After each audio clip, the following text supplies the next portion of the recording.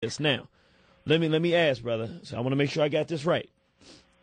You're saying that there were some black people, the Gnostics, who were fighting the Roman Empire and fighting this overtake of African spiritual traditions being turned into a westernized white thing that eventually ends up being called Christianity that we know today. Right.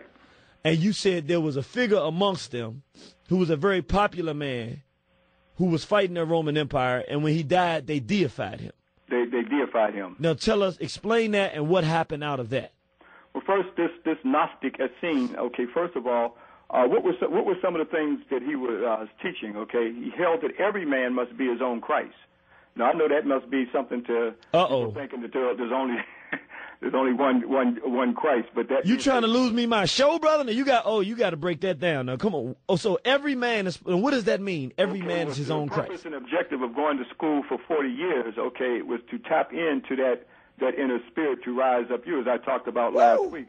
If we understood the true meaning of Christianity and tyranny and oppression come down on us, we'd rise up our spirit and fight, not turn the other cheek.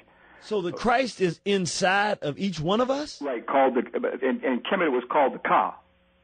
And the Gnostics called it the Charis, that the Romans took it and said, okay, we're going to take that inner spirit that has nothing to do with a human man or a human image, but a representation that all of us can have the capability of being, rising up. We're going to take that and we're going to put it in our Serapis Jesus image, and we'll have the people worship that. And by worshiping that, they will suppress that natural, innate spirit that would naturally rise up against tyranny and oppression. So in other words, instead of looking from within inside of themselves exactly to change the condition, they would look to this white figure, which was Serapis, as God, and look to whites to try to come and save their children. And pray to that image, and that's why their prayers are not answered. Woo! Because they have not tapped in on what they naturally, instinctively still got in them, lying dormant through the suppression or the oppression of these types of images in our representation. That's why it's important to go back to the books in stone to see how our ancestors did these stories thousands of years ago. What was the true spiritual meaning? And these are some of the things that we'll be covering through visual documentation and breaking down the symbolism and breaking down how our ancestors laid down these spiritual stories. Now let me ask you this. You say the Gnostics took a black man who was fighting and deified him. How did that work? What happened out of that? Okay, with deification, it goes back, okay, first of all, let's deal with that whole spiritual Christ concept as our ancestors brought it to the world. It goes back over 10,000 years, okay? It was taught in Kemet. So the deification of him, that means that he was born at December the 25th. Why would they put December the 25th?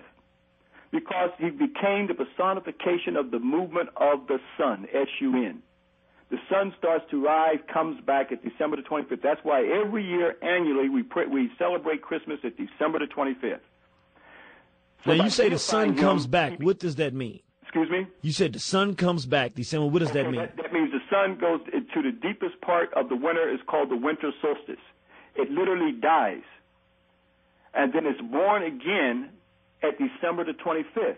That's why, if you notice now, we're going into fall. Notice the days are darker now. Yes. That is the sun that has now crossed the equator.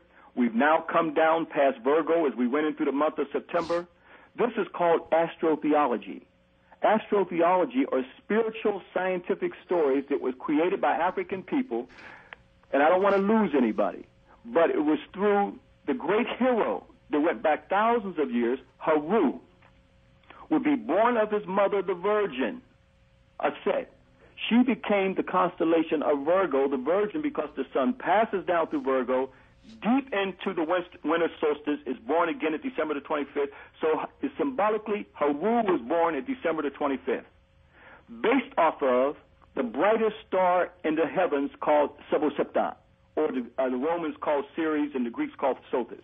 When that star rose, it told them Haru was going to come back. So in the deification, that story was passed down through the millenniums, sultans or kings on the thrones of Kemet, like Amenhotep III, who was born of Immaculate Conception of his mother Matunwiwa. It was said he was born of a virgin birth. He was deified in the movement of the sun. He was called our dazzling sun. So these stories are passed down. So when we get down to the Gnostic Christ, then he was deified in a story in the movement of the sun. He became the personification of the movement of the sun. He was born at December. So wrap as Jesus equally. The Romans deified him off of that spiritual story that was started in Kemet, that was based off of astrotheology, meaning that what took place on the terrestrial, the earthly plane, they saw it, that it would be an eternity in the celestial plane because the sun never changes its course. Equally, he's crucified, but he's born again at the vernal equinoxes during the time of spring. The Easter. Right.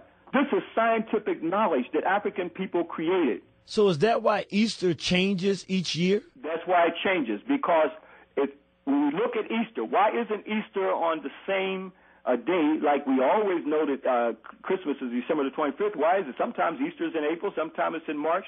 Okay, because 3 days before the spring solstice, that's how you can tell the last full moon. Then after that will be Easter, because it's based off of the spring solstice. So in other words, our ancestors studied the stars. Exactly. And that became part of our spirituality and our belief in the Creator.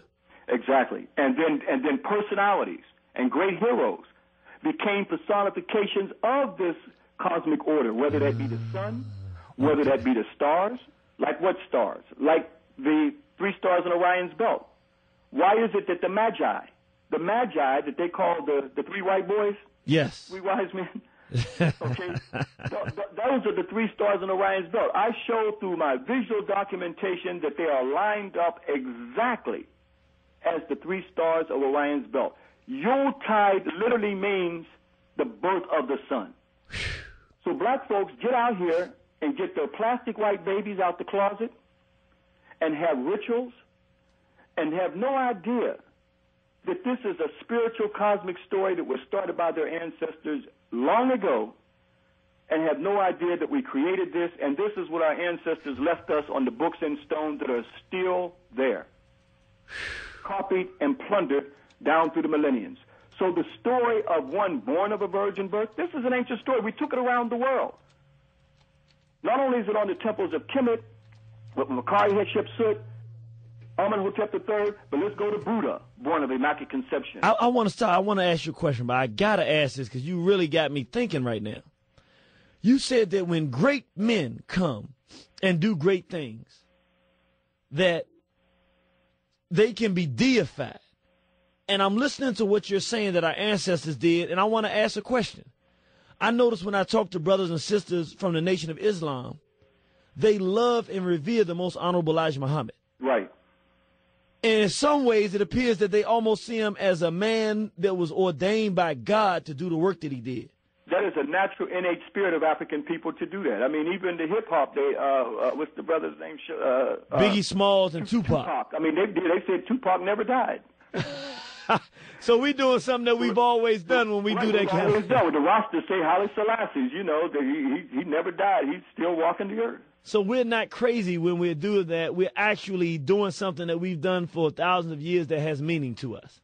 When we understand the spiritual meaning, the spiritual stories that are meaning, but that's what deification is. That you keep your heroes and sheroes alive through that deification of spiritual stories. Woo! Man, this is never die.